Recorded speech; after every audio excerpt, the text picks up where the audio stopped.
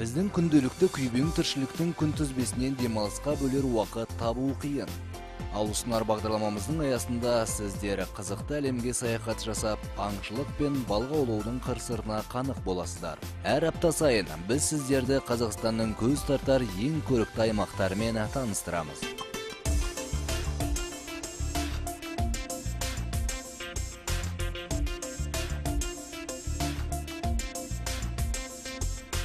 Әр жылы көктем мен күз мезгілінде республикамыздағы аңшылық шаруашылықтың иелері аңшылық жайлы орындар іздеу үшін тауға шығады. Бұл шараның мемлекеттік жабайы жануарлар басын санаудан айырмашылығы методикалық әдісте. Яғни санақ маусымында аңшылық шаруашылықтағы жануарларды санап, олардың қанша басқа жеткендігін анықтап, тіркеп қойса, зерттеу шарасында аңшылық шаруашылықтардағы аңдарды атуға қаншалықты жарайды, ол жайлы нысандар бар ма деген мақсат қойылады. Бүгінгі қорықшы Мұратпен бірге Сарбет аңғарына зерттеу жұмыстарын жүргіземіз. Атты сапар Жаңатұрмыс ауылынан басталды. Бізге 3 құрғақ азық жетеді ме? Әрине жетеді. Міне төзімді мықты қаптар алдым. 2 адамға еркін жетеді. Весь груз нужно аккуратно упаковать в қоржыны. Барлық жүкті қоржындарға окоппен салу керек. Қоржын жүк тасуға арналған аспалы сөмке. Міне мынадай брезент қоржындар біздің 5 күндік сапарымызға қызмет етеді. Соңғы дайындықтар аяқталды. Максим мен Мұрат ұзақ жолдық экспедицияға қажетті заттарды қоржынға салысымен ауылдан ұзап шықты. Қоржынға жүк салған сәтте екі жағының теңдей болуын қадағалау міндетті. Ат артына артқанда тепе-теңдік сақтап тұру үшін. Сол кезде ғана бір жағына ауып түсіп қалмайды. Ауа райы да экспедицияға арналғандай, тау басында 2 сағаттан артық уақытқа жоспар құру өте қиын. Өйткені күн демде бұзылып, арты жауын немесе қарлы боранға ұласқан сәттерге жиі ұшырасқанбыз. Кеше қалың қар жауған еді, бүгін ауа райы тамаша болып тұр. Күн шайдай ашық, күнгей беттің ұлпасы еріп жатыр. Сарбет аңғарына дейінгі жол тым ұзақ. Аңшы кәсіпшілер ат үстінде 20 шақырымды бағындыруға бел байлады. Алғашқы 10 шақырымдық бағытты көне көлік жолымен жүріп келеміз. Одан әрі кең сүрлеу, аңғар етегіндегі ескі мал жүрген жалғыз аяқ жолмен жалғасады екен.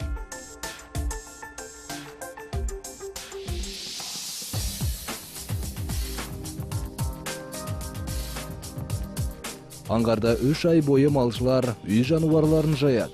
Жергілікті шаруалар мыңдаған ірі қарасы мен қойларын, жылқыларын айдап келіп, жасыл желекке жібереді.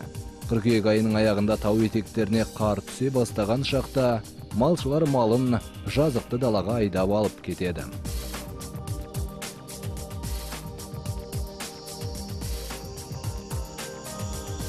Сондықтан жаз мезгілінде жабайы жануарлар үй жануарлары бара алмайтын таудың жоғарғы бөлігіне қарай ауады.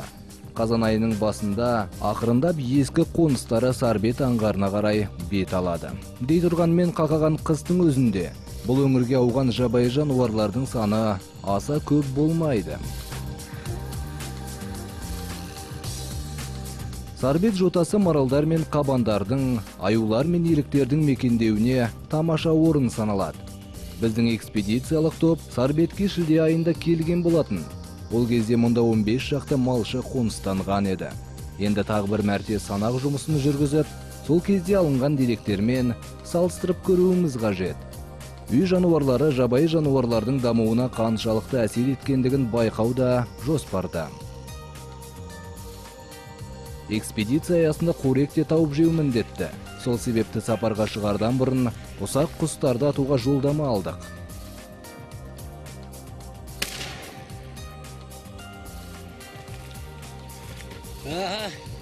Міне олар, демде таптық. Бұл жол аңшылық тағдырымызға тау құстары кекіліктер жазылыпты. Күзгі экспедиция кезінде өзімізбен ет алмаймыз. Тек кекіліктерді атуға рұқсат болады қалтамызда. Аса жиі кездеспесе де бұл құстардың еті дәмді болады. Әрі ауа райына байланысты кездестіресіз. Қыз жайлы болса құстар ұя салып, құнарлы орындарға көптеп жиналады. яғни Тянь-Шань тауының Жоңғар Алатауы мен Алтай тауларының етектеріне. Ал қар қалың жауса, қорек таба алмай көп бөлігі қырылып жатады.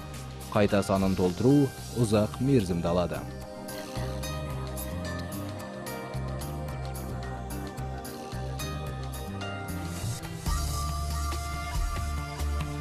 Биылғы қыста шетен ағашы жақсы жеміс беріпті. Орман арасы ашық қызыл түске боялған.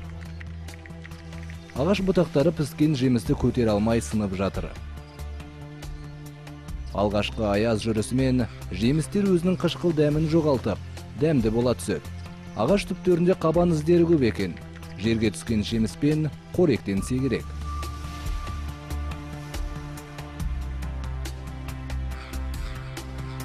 Кеште қарайып келеді. Сондықтан түнейтін жайлы орын іздеудеміз. Малшылардың жазғы қоныстары бос болғандықтан кез келгеніне аялдап, қонып шығуға болады. Вот в этой избушке мы сейчас заночуем. Міне, мына жайда түнеп шығамыз. Үйшік айналасын қабандар қазып тастаған. Қараңыздар. Иә, жай айналасы қабан іздеріне толыпты. Бірнеше күн бұрын жабайы жыртқыштар бұл маңнан қорек іздеген секілді. Максим мен Мұрат ішке енісімен онда пештің жоқтығын байқайды. Әрине бұл үлкен кемшілік. Түн ауа температурасы -10 градусқа дейін төмендейтіндіктен, от жағылмаған үйде түнеу қиын болары сөзсіз. Әне жерде тағы бір үйшік бар. Сәл жоғары жүру керек. 1 сағаттық жол. Қазір сол орынға барып, пеші бар ма жоқ па білетін боламыз. 1800 метрлік биіктікте қалың қар жатыр. Жолай 2 маралдың іздеріне куә болдық. Алдымызда ойлаған келесі үйшік. Міне, келесі үйшікке де жеттік.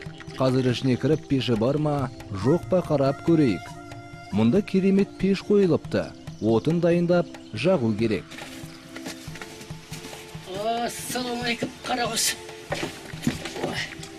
Қандайсыз қарағыз. Тау арасындағы босап қалған үйшікке кірерде міндетті түрде амандасып ену қажет. Өйткені салт бойынша бұл қоныстың өз иесі боладымыз.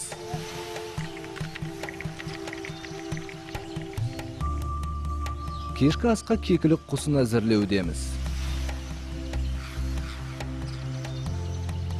Таң ата Мұрат пен Максим санақ маршрутына дайындалуда. Жақын маңдағы жотаға көтеріліп, айналадағы бөктерлер мен орман арасына дүрбі салып, мұқият сүзіп шықты. Ойламаған тұстан марал дауысы естілді. Жануарлар мауығуы қыркүйек айының аяғында аяқталатындықтан, бұл дауыс санақ тобын таң қалдыруда. Мүмкін әлгі тұяқты мауығу маусымынан кеш қалып кеткен болар. Көз алдымызда маралдың өзі де көрінді. Сол еңісте жайылып жүрген аналық пен лағын іздеп шыққан екен. За вчерашний вечер и за сегодняшнее утро насчитали. Кеше кешкі уақыттан бүгінгі таңға дейін 7 бас маралды тіркеп үлгердік. Олардың 5-еуін көзбен көрдік, 4 аналық пен 1 аталығын, ал 2 маралдың тек дауысын ғана естідік. Бүгін 17 қазан, бірақ бұл өңірде марал ақыруы әлі де жалғасуда. Маралдар әлі біраз уақыт аралас табын болып өмір сүреді. 1-2 апта өтісімен аталықтары жеке шығып, бойдақтығы өмірін жалғастырады. Ұрғашылары бөлек бір топ болып жиылады.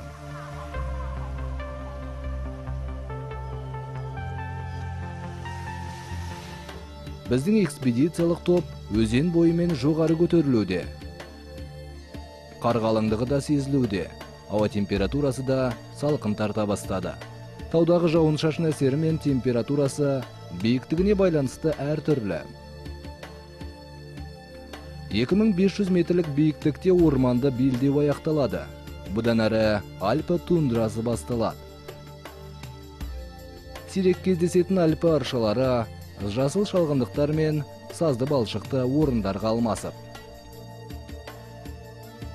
Жота басын қабандар қазып тастапты. Міне, мына маңнан қабан жаңа ғана жүріп өткен екен. Ізімен қазған орна сол күйінде тұр. Біздің топ мүшелерінде қалып кеткен жолдамалар бар екен. Енді сол жолдама аясында қабан аулап көрмек. Вот еще копки, тоже свежие. Мұндағы қазылған топырақты әлі бұзыла қоймаған.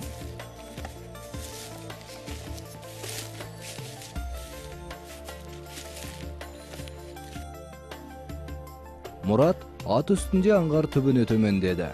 Әлгі қабан жота жырасында әлі де жүрген болар деген үмітпен Максим сақтықпен алға жылжуда.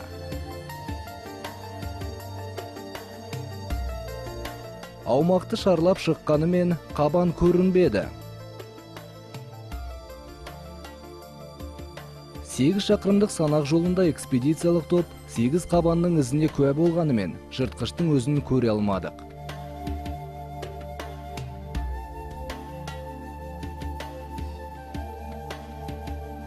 Біздің топ Сарбет аңғарының ұшарбасына көтеріліп келеді.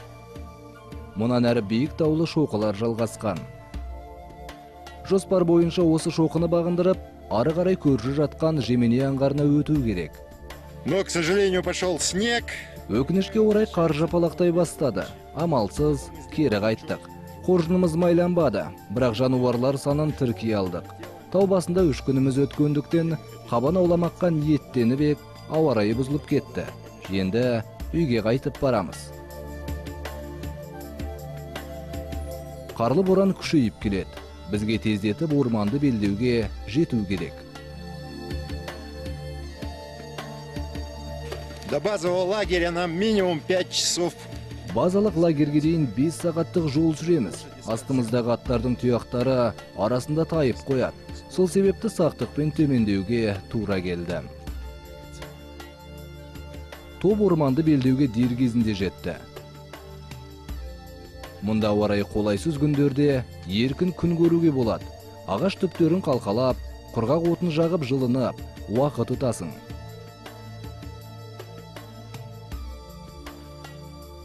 А в горах на кабана верхом охотиться можно. Тау арасында салтатпен қабан аулау қиын. Дей тұрғанмен Сарбет аңғарында ойыңызды еркін жүзеге асырасыз. Мұнда еңістер тегіз. Алаңшылық стратегиясы мынадай. Ат үстінде ақырындап жүре, көз алдымызда ашылған жазықты даланы дүрбімен сүзіп шығамыз. Қабанды байқап қалсақ, дереу аттан түсіп, сол маңға жаяу жақындауға тырысамыз. Жалғыз аяқ жолда қабандар іздері сайрап жатыр. Жабайы жануарлар қалың қардың бетіне жеміс ағаштарынан түскен қоректі иіскелей жегені байқалады. Іздері әлі бұзыла қоймағандықтан бірнеше минут бұрын өткенде болжадық.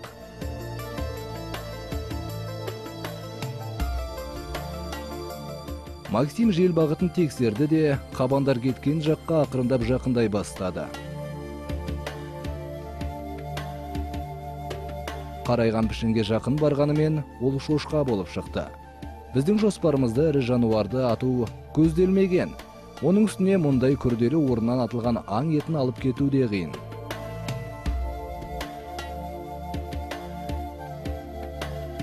Сондықтан Максим үйірді үркітіп жіберді. Аңшылық саяхат аяқталды ма?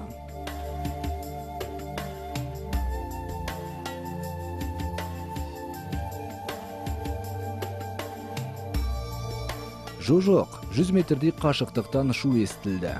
Жабайы шошқалардың екінші үйірі жақындап келеді. Аңшыларға үйір тура көз алдыларынан шығу үшін ыңғайлы орындар тауып орналасу керек. Максим жайлы орынға отыра нысан жақындауын күтуде. Шу жақындаған сайын олардың қарасы көрінер емес. Минуттар сырғып, уақыт өтуде. Міне, көптен күткен нысан. Орташа қабан ағаш арасынан шыға келді.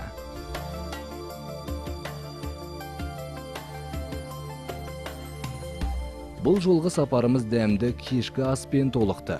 Кей адамдарға аңшылық шаруашылық жұмысшыларының ғұмыры бір қалыпты, зеріктіретін іс болып көрінуі мүмкін. Ал кей жандар болса, нағыз рахат сыйлайтын кәсіп иелері атанған жұмысшылар қызметіне қызғана қарап жатады. Әрине бұл дәлелденген қағида. Шындығында әр қадамыңа ақша төлеу керек. Қорықшылардың қиында күрделі жұмысы мен айлық табысы, аңшы кәсіпшілер қызметі, табиғатына сиқырына алданып, көрікті орындар мен жанына рахат сыйлайтыны айтпаса да түсінікті жайт.